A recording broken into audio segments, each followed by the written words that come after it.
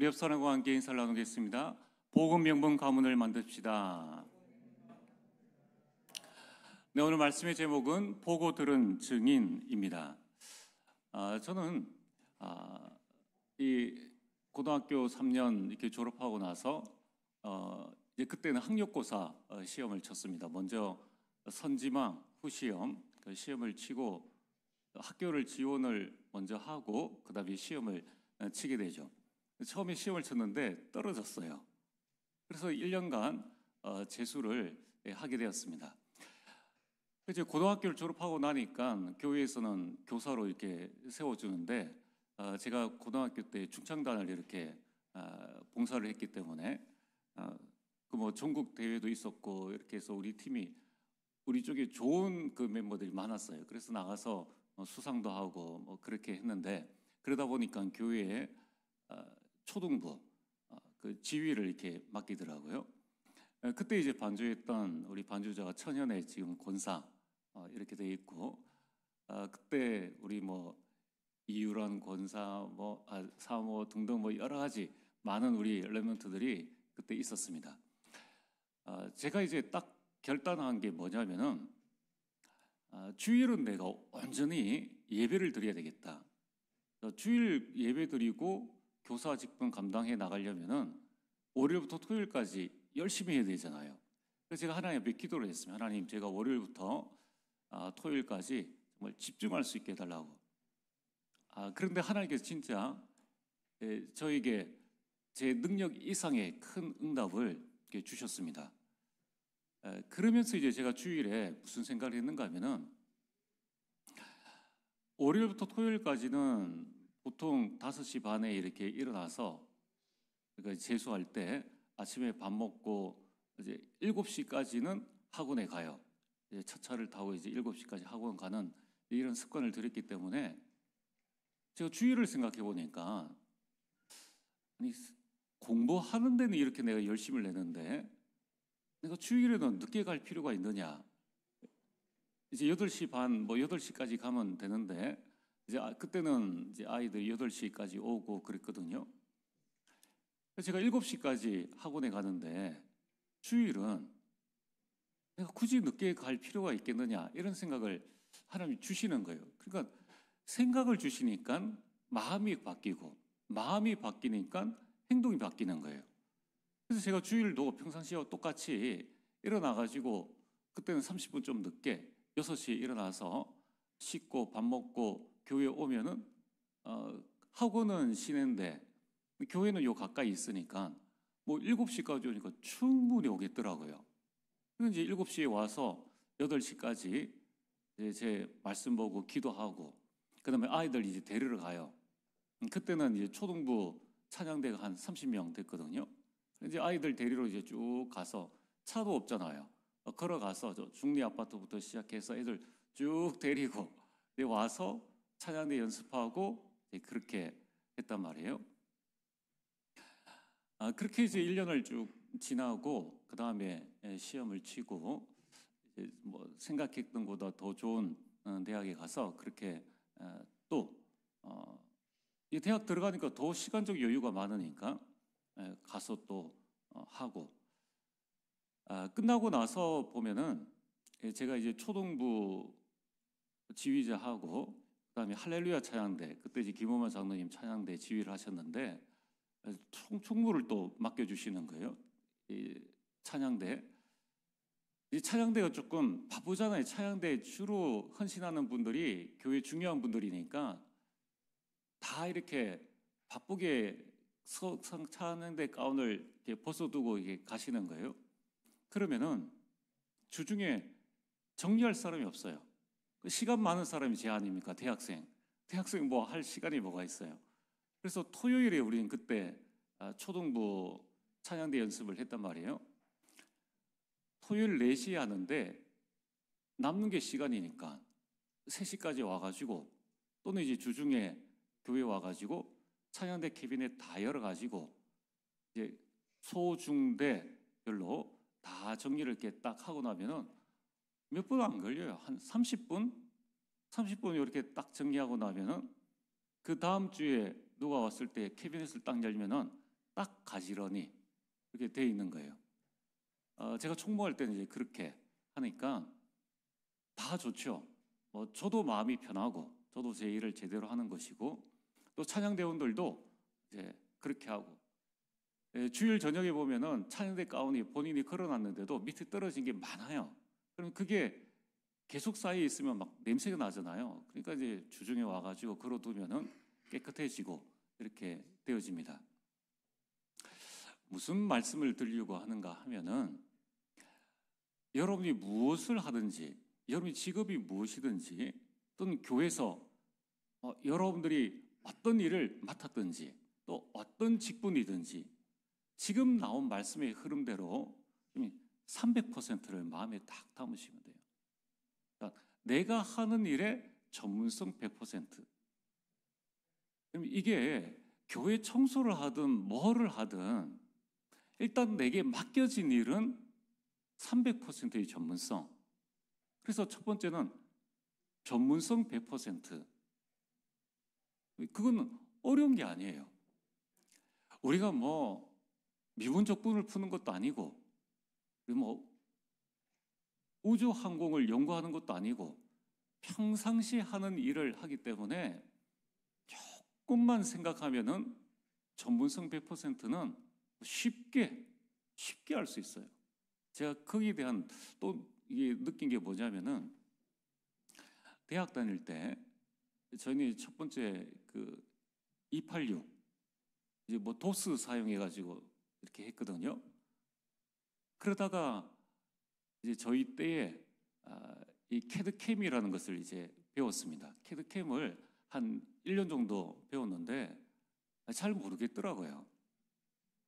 그러다가 우리 동기 중에 이제 졸업하고 난 다음에 이제 모임이 있어서 만났는데 큰 회사도 아니고 대구에 있는 회사에 이제 취업해서 만났는데 하는 이야기가 뭐냐면 우리가 1년 동안의 캐드캠 배워도 잘 모르겠는데 회사 들어가니까 완전 다르다는 거예요. 그래서 한 달 만에 캐드캠을 다 배워가지고 한 달 동안 어떻게 했느냐. 우리 동기가 밤 10시까지 남 다 퇴근하면 밤 10시까지 혼자 공부하고 또 새벽에 와가지고 혼자 공부해가지고 대학에서 1년 배울 거 한 달 만에 다 배워버리는 그것도 자기 일 다 하고 업무 다 하고 그 나머지 시간에 다 배워가지고 이제 자기 일들을 해나가는 거예요. 전문성이라는 것은 내가 하는 분야에 일을 제대로 하는 것을 전문성이라고 합니다. 그럼 두 번째는 현장성 100%. 내 현장이 어떤 현장인가? 제가 우리 대학생들하고 늘 이야기를 하지 않습니까? 아니, 서울대 갈 아이가 그 성적 가지고 이 지방에 있는 대학 전혀 안 온다는 거예요. 그러면은 내가 다니는 대학의 내과는 고만고만해요. 안 그렇습니까? 평균 점수에 플러스 10, 마이너스 10 엉덩이를 얼만큼 더 붙이느냐에 따라서 결정되는 거지. 그런데 그 대학 안에서도 30명이 있다 그러면 1등부터 30등까지 결정되어지는데 늘 밑바닥을 까는 아이들은 베이스를 늘 깔아주는 거예요. 근데 그게 그 아이가 공부를 못하는 게 아니에요. 자기 현장을 제대로 파악하지 못하고 이제 고등학교, 중학교 때까지 고등학교는 서울대 갈 아이도 있고 2년제 갈 아이들도 있고 대학 안 갈 아이들도 있는데 그 속에서 경쟁하다 보니까 난 못해 이제 이런 생각이 각인돼 가지고 같은 레벨에 있는 아이들끼리 경쟁하는데도 자기는 늘 바닥을 치는 거예요. 제가 이걸 우리 대학생들에게 계속 이야기해 줬습니다. 계속. 제가 깨달았거든요. 제가 대학 가보니까 평균 점수라는 게 있는데 제가 원래 생각했던 그 학과를 못 가고 이제 경북대 농업기계를 갔잖아요. 흐름이 갔기 때문에 그래서 가보니까 그래 나 같은 아이들이 오는 거 아니겠느냐 이 생각이 되어지니까 현장이 어렵게 보이지 않아요. 여기에서 막 스트레스 받고 막 여기에서 내가 주저앉아야 되고 그런 게 아니라는 거예요. 직장은 뭐 다릅니까? 대기업 갈 사람이 저 작은 공단에 갑니까? 다 내만한 사람이 와요. 내만한 사람이. 거기에서 내가 100%의 현장성을 가진다는 것은 어렵지 않습니다. 한번 우리 랩런트들이나 우리 성도님 한번 잘 생각해 보시기 바랍니다. 그럼 거기에서 세 번째가 뭡니까? 이 현장을 살릴 수 있는 시스템, 그 미래성을 말하는 거죠. 이 안에서 나의 미래가 어떻게 되어질 것인가 하는 게 중요하단 말이에요. 자, 그래서 우리 지난주에도 그렇고 또 지난번에도 그랬는데 우리가 이 방송실, 여러분 우리 교회를 어떻게 생각하느냐가 참 중요하고 또 우리 교육자들도 좀 일찍 나오세요. 일찍 나오고 내가 하는 일에 대해서 뭐든지 내가 맡았으면은 여러분 이 방송 켜고 나서 기본적으로 테스트를 한번 다 해봐야 되잖아요. 이 마이크는 어떤지 저 마이크는 어떤지 저건 어떤지 한번 테스트를 해보고 주중에 나와서 또 한번 살펴보고 그게 잘하는 게 아니라 그게 기본이죠. 이 예배가 어떤 예배입니까?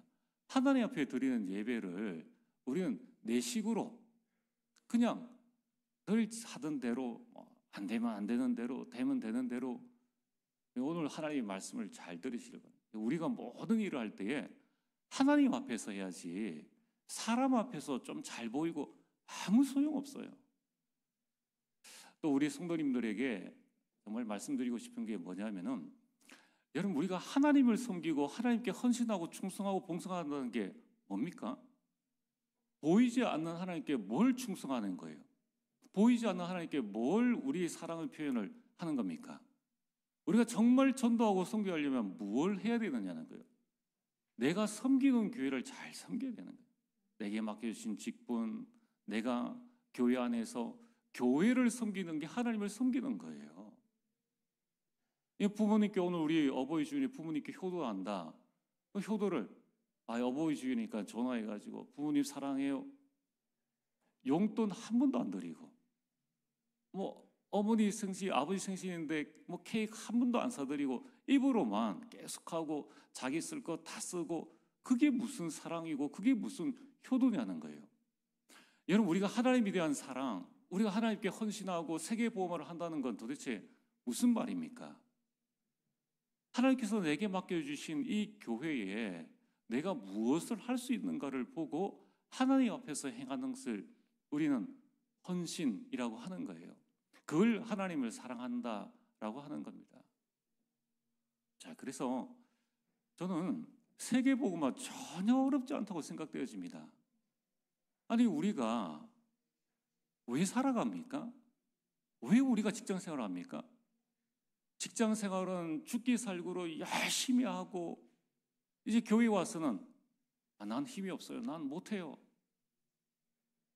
주와 부가 완전 바뀐 거죠. 한번 여러분들이 정말 내 신앙을 제대로 한번 잘 점검해 보시고 이제 우리가 실제적인 개혁을 해 나가야 됩니다. 자, 여러분이 잘 보시고 우리가 교회 신앙생활을 하는 거는 1년 365일 가운데 52주 예배를 드리는데 똑같은 걸 늘 반복하잖아요. 똑같이 수위 지키고 똑같이 하는데 이걸 매주 틀린다는 것은 한번 생각을 해봐야 되는 거고 또 여러분 우리가 직분을 딱 맡았으면은 내가 이걸 어떻게 해야 될 건가? 하루에 10분만 좀 잘 생각해 보시면 돼요. 여러분 우리가 성령 충만 받으면 나타나는 현상이 뭔지 아십니까? 성령 충만의 결과가 어디로 오는가 하면은 빌립보서 4장 6절과 7절 너희 마음과 생각을 지키시리라. 성령 충만한 결과가 내 생각으로 옳은 생각, 내 마음으로 바른 마음을 결단해서 바른 행동이 나오는 게 그게 성령 충만이에요. 나는 성령 충만하다고 하면서 늘 불신한 말하고 늘 죄짓는 행동하고 그거는 성령 충만이라고 할 수가 없죠. 그래서 오늘 여러분들이 우리가 교회를 어떻게 섬길 것인가? 하나님을 사랑하는 것이 교회를 사랑하는 것이요, 성도들을 섬기는 것입니다. 자, 오늘 좀 도입 부분이 조금 길었지만 한번 여러분들이 잘 생각을 해보시고, 자꾸 우리가 신앙생활을 복음이다 하면서 내 편리주의로 내 자신만 섬기는 그런 방향으로 이 흐름이 가게 되어지면은 다음 세대, 우리가 말했지 않습니까? 2040년, 2050년 모든 이 학자들, 우리 기독학자들이 위기다라고 말합니다. 그럼 그때에 내가 정말 잘 보는데 여러분 가정 혼자서 어떻게 교회를 다 방송실을 운영해 나가고 여러분 하고 뭐 그렇게 하겠습니까? 자, 오늘 서론에 여러분 가정은 하나님의 절대 현장입니다. 그래서 이 5월 가정의 달에 또 이번 주는 어버이 주일입니다. 어버이 주일에 또 이 가정의 달에 여러분이 무엇을 생각하십니까? 저는 딱 두 가정을 늘 마음속에 생각합니다. 아브라함 가정과 요나단 에드워드 가정. 참 복음의 명문 가문을 이뤘지 않습니까? 자, 어떻게 하면 우리가 이런 복음 명문 가문의 응답과 축복도 누릴 것인가? 첫 번째, 여러분이 기억해야 될 것이 부부의 만남입니다. 여러분, 이 부부의 만남은 하나님의 절대 주권 속에서의 만남이에요. 그래서 여러분들, 우리 렘넌트들, 불신자도 이런 고백하잖아요. 내가 죽어서 이 집에 귀신이 되겠다는 거예요. 절대 이혼은 창세기 3장이에요.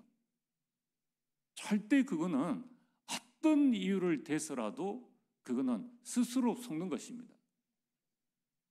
이 사단이 가정을 무너뜨리면 다 무너지거든요.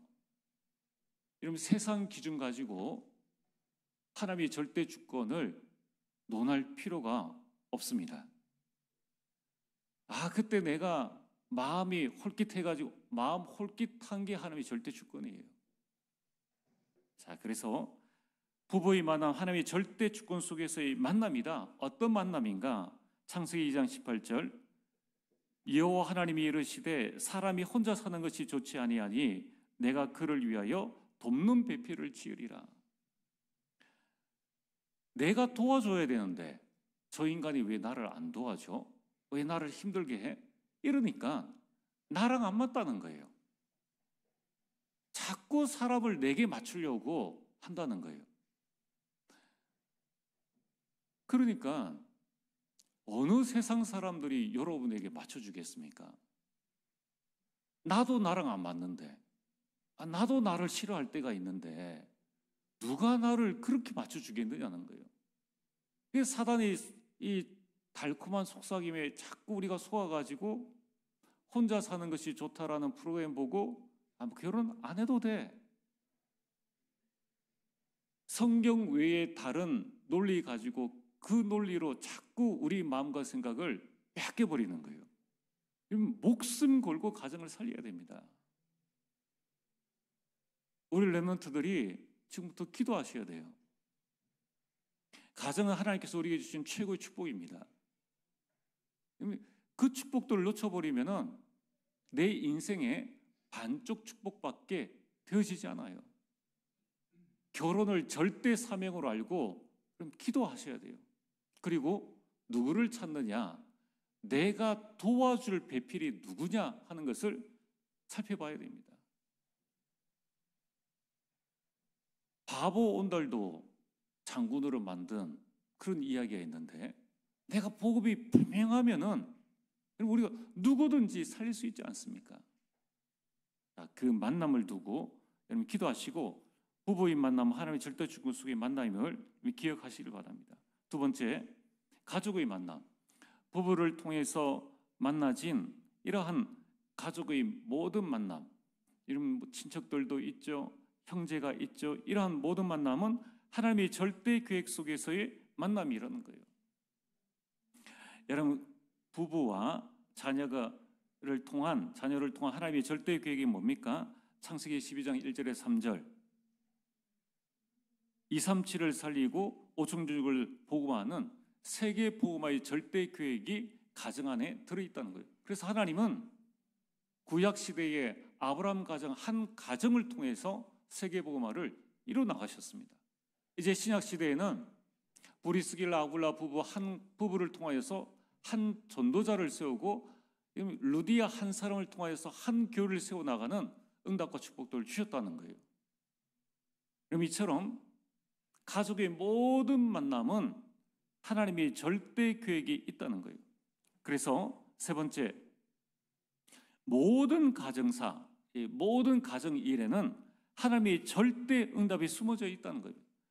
위기 가운데에서 하나님의 절대 응답이요, 갈등 속에서도 문제 속에서도 하나님의 절대 응답이 들어있다는 것을 기억을 하셔야 돼요. 그래서 여러분들이 가정 안에서 일어나는 모든 일 속에, 이 문제 속에서는 답을, 갈등 속에서는 내가 갱신하고 위기가 오면은 기회인 줄 알고 믿음으로 도전하시면 됩니다. 여러분 창세기 27장에 보면은 이삭과 리브가의 갈등이 있었습니다. 이삭은 에서를 사랑했고 리브가는 야곱을 사랑했습니다. 그게 편애죠. 이 부부간의 편애인데 나중에는 이 리브가가 야곱과 짜고 아버지를 속이게 되는 일이 있었어요. 자, 그래도 어떻게 되어졌습니까? 그 가문을 통하여서 이 야곱이 하나님의 말씀대로 응답을 받게 되었고 12지파의 응답과 축복들을 누리게 됩니다. 우리는 절대 내 감정, 내 계획에 자꾸 속으면 안 돼요. 그래서 가정은 세계 복음화를 위한 절대 팁입니다. 피는 물보다 진하다 하잖아요. 세상도 그러한 기준을 가지고 가정을 보고 있는데 여러분 가정은 절대 나눌 수 없는 세계 복음화의 팁입니다. 자, 그래서 우리 자녀들이 할 일이 있습니다. 에베소서 6장 1절에서 3절까지의 말씀이죠. 자녀들아, 주 안에서 너희 부모에게 순종하라. 이것이 옳으니라. 내 아버지와 어머니를 공경하라. 이것이 약속 있는 첫 계명이니 이로써 내가 잘되고 땅에서 장수하리라. 부모 공경만 잘해도 땅에서 잘되고 장수한다는 거예요. 여러분 이것은 하나님의 말씀입니다. 여러분이 말씀을 붙잡으시길 바랍니다. 두 번째로 부모가 할 일은 무엇입니까? 에베소서 6장 4절 또 아비들아 너희 자녀를 노엽게 하지 말고 오직 주의 교훈과 훈계로 양육하라. 그래서 여러분들이 가정에 복음의 절대망대를 세우게 되기를 바랍니다. 자, 오늘 본론 말씀입니다. 지난번에 식당을 한번 갔는데 제 테이블 바로 옆에 젊은 부부랑 한 2살 정도 되어지는 아기가 식사를 하러 왔어요. 근데 이 부부가 아이를 그 유아 의자에 딱 앉히고 그 다음에 아이 보는 바로 앞에 휴대폰을 갖다 두고 이제 그 앉은 시간부터 식사 주문하고 밥 먹고 나가는 시간까지 계속 그걸 틀어주는 거예요.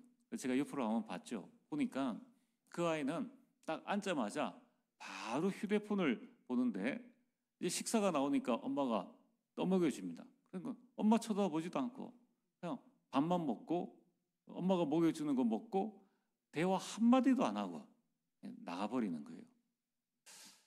내가 참 이렇게 하면 안 됩니다라고 이야기하려고 하다가 그러면 안 될 것 같아서 말을 안 했습니다. 그거는 부모는 자녀를 양육해야 돼요.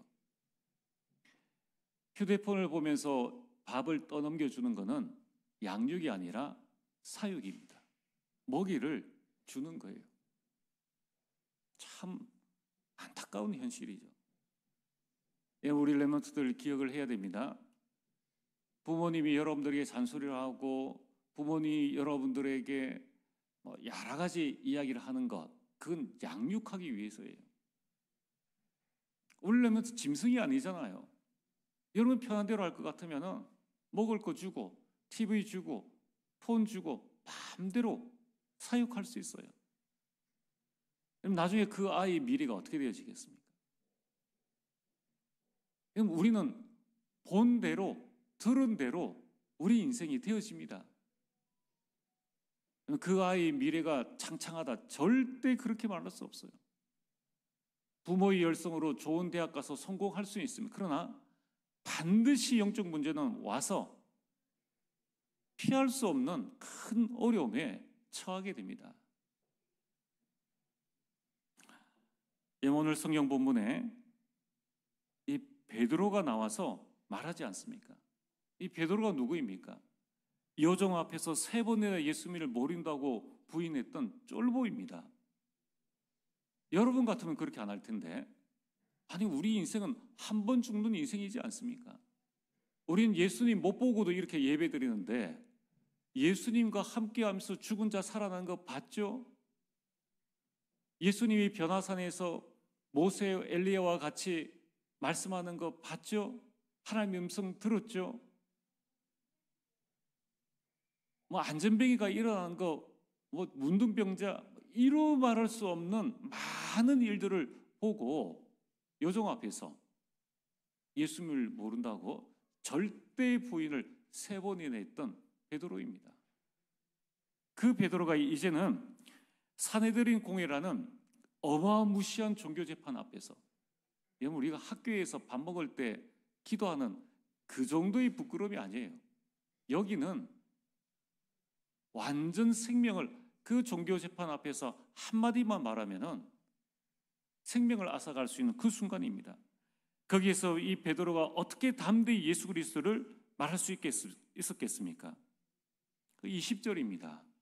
우리는 보고 들은 것을 말하지 아니할 수 없다 하니. 사람은 본 대로 말하고 들은 대로 말합니다. 자, 그래서 오늘 도대체 베드로는 무엇을 보고 들었기에 그렇게 담대할 수 있었는가? 첫 번째, 예수 그리스도의 죽음과 부활을 보고 들었습니다. 오늘 14절에 이 종교 지도자들이 말하지 않습니까? 예수와 함께 있었던 줄도 알고. 여러분, 이 베드로는 3년 6개월 동안 예수님과 함께 있죠. 그리고 십자가에 죽으신 것을 봤습니다. 부활하신 예수님을 만났어요. 무려 40일 동안이나 함께 봤습니다. 그 말씀을 들었습니다. 사도행전 1장 9절에는 마지막에 승천하시는 그 모습을 직접 눈으로 본 거예요. 보고 들은 것을 말하는 것은 누가 못합니까? 베드로가 보고 들은 증인입니다.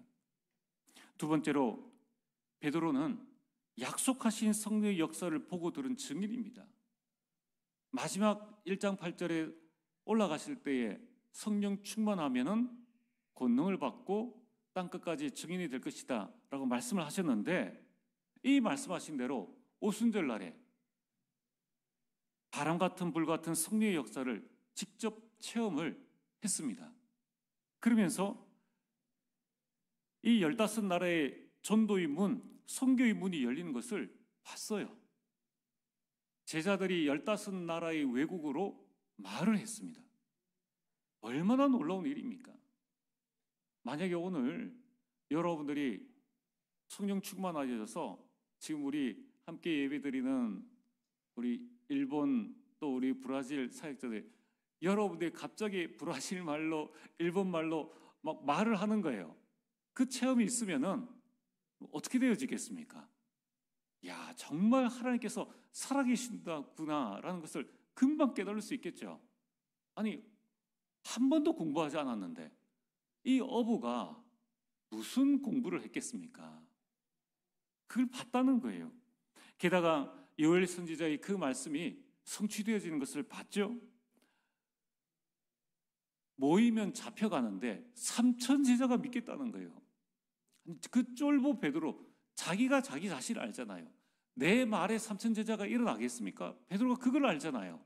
그런데 성령의 역사로 말미암아 3천 제자가 일어나는 것을 보니까 본인도 놀란 거예요. 게다가 이 초대의 교회가 사도의 가르침을 받아 서로 교제하고 떡을 떼고 오로지 기도의 힘쓰므로 말미암아 날마다 구원의 역사가 일어나는 것을 봤는데 이걸 말 못하겠습니까? 세 번째는 예수 그리스도의 이름의 능력을 보고 들은 증인입니다.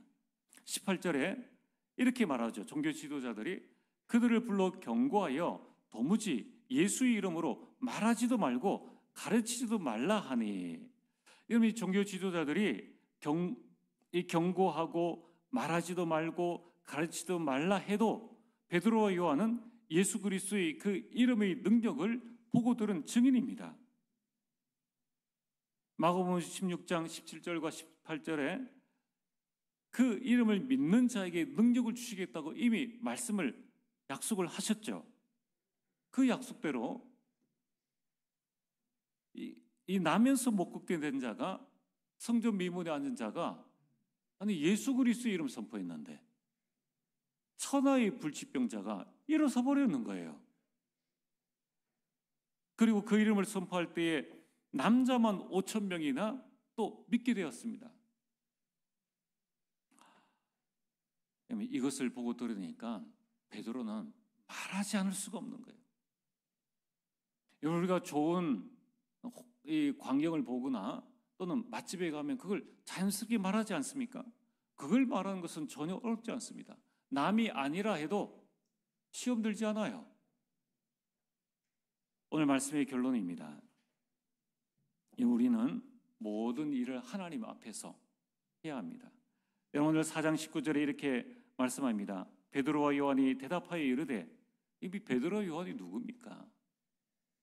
예수님의 제자 갈릴리 출신 아닙니까? 그들이 어마어마한 그 종교 지도자들 앞에서 하는 말이 하나님 앞에서 너희 말을 듣는 것이 하나님의 말씀을 듣는 것보다 옳은가 판단하라. 이거는 보통 말이 아니에요. 이런 베드로와 요한의 신앙의 중심을 말씀하는 것입니다. 우리가 하나님 앞에 설 때에 사람 앞에서의 두려움은 사라집니다. 예수님 안 믿는 사장이 어떻게 할까? 하나님 앞에 서면은 그 두려움 사라집니다. 여러분, 우리 하나님 앞에서 누구의 말을 들을 것인가? 한번 질문해 봐야 됩니다. 사람의 말을 들을 것인가? 하나님의 말씀을 들을 것인가? 세상에 이런저런 많은 말들이 있습니다. 또 우리는 하나님 앞에서 누구를 따를 것인가? 늘 질문을 해야 합니다. 사람을 따라갈 것인가? 하나님을 따라갈 것인가? 정말 우리는 여기에 대해서 제대로 하나님이 앞에 질문하고 하나님의 인도를 받아야 합니다. 그래서 우리는 하나님 앞에서 판단해야 됩니다. 사람 앞에서가 아닙니다. 사람의 칭찬과 사람의 격려가 아닙니다. 사람이 보는 데서 하는 것이 아닙니다. 정말 우리 삶의 중심이 하나님 앞에서가 되어지길, 그리고 하나님 앞에서 판단하게 되길 주의 이름으로 축복합니다. 전능하신 아버지 하나님, 오늘 우리 모든 주의 백성들 보고 들은 증인이 되게 하여 주옵소서. 예수님 이름으로 기도리옵나이다. 아멘.